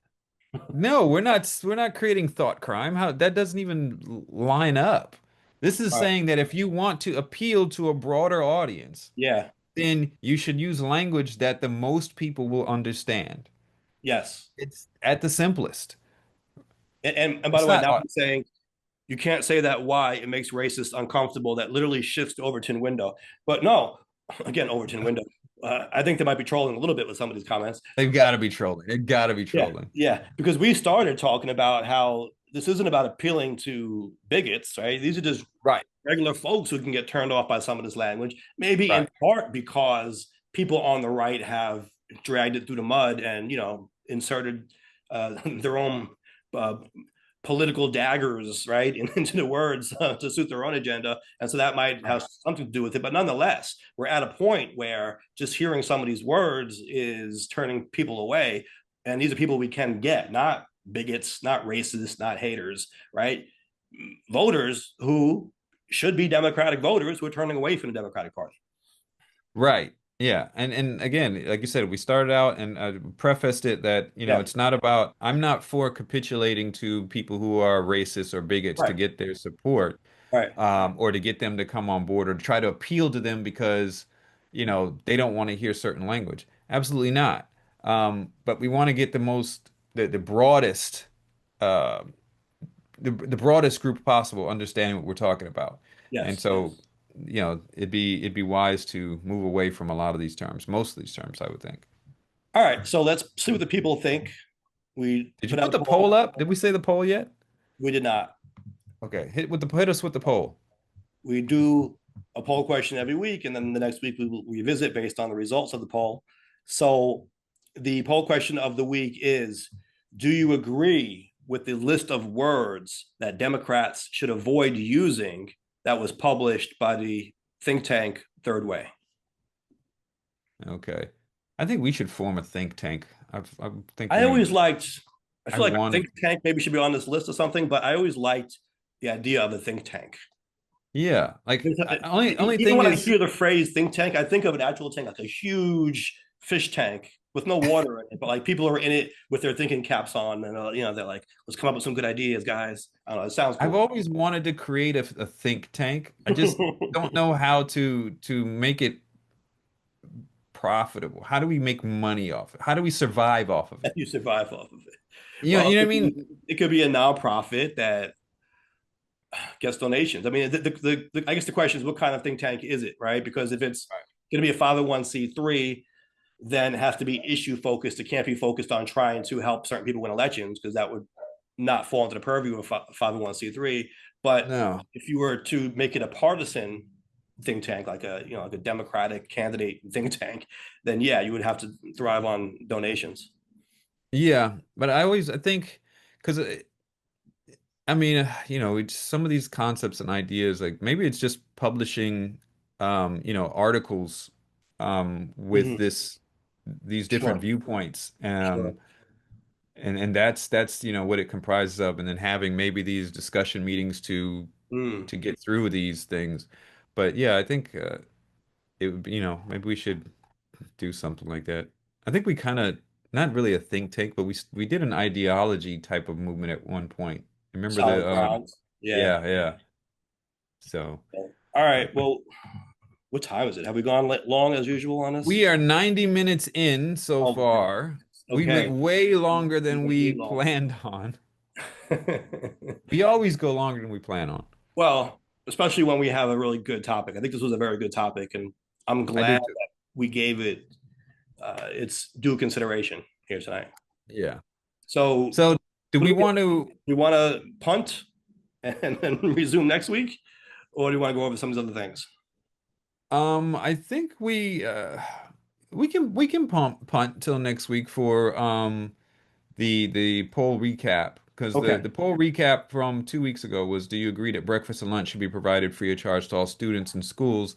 And we got the most responses, the most votes of any poll Oh wow. thus far. Yeah, there Okay, so was next week we'll go over some of those interesting comments, and we'll see what we think. yeah, yeah. So stay tuned for that. Join us back for that. Yeah, What's yeah. the bottom line here, Mike? I mean, it almost speaks for itself, right? The bottom It line does. is, if you want to start winning again, right? If you want to get into office and achieve these policy proposals, you got to win. I mean, and that means you got to relate to people and have people relate to you. And so Mhm. don't only use rhetoric or approach elections from a self-serving way, or trying to appeal to certain groups, or using language that you think is going to help you gain certain endorsements or support, or people can read through that, especially if you're in a competitive district where you've got to beat the Republicans in November. Mhm. People can be gotten, right? There are people who vote Democrat, they vote Republican, but if they see that you are not genuine, if you're just Mhm. trying to use buzzwords because you think you're supposed to use those words, because you think that you'll be canceled or you'll be chastised for not using those words, because you think it makes you sound smart. People don't like that. People might actually vote against their interests a little bit if they think that Mhm. the other candidate is realer, right? People might even say, I don't even agree with that candidate more often than not, but I think they're a real person, and I somehow trust them more because of the way that they speak to me. I think that's important. I think people underestimate how important people consider how people speak, how they communicate. Right, that's lost on too many people. So we got to do better in that regard. I agree. Very well said. I just was thinking that there's kind of an irony in using some of these terms Mhm. for the left who is seen as and strives to be more inclusive, that a lot of this language excludes a lot of people just either because they don't understand it or because it's not the right setting. It's a little Uh, ironic in that way. But excellent. And they can find us on YouTube at Nuance Show. Same with Instagram and Facebook. Go there, leave some comments, and subscribe to the channels if you have listened to podcasts. We're everywhere podcasts are available. So you can go there, subscribe, and the new episodes will be pushed to your device when they are released. So yeah, Excellent. We thank all you that's all left for is to joining us. say the thing. Yeah, well, I was going to say thank you for everyone on TikTok Live as well. It was our first time trying that out, or my first time at least. So that was dope. Thank you all. As always, we've got work to do, and catch you next time.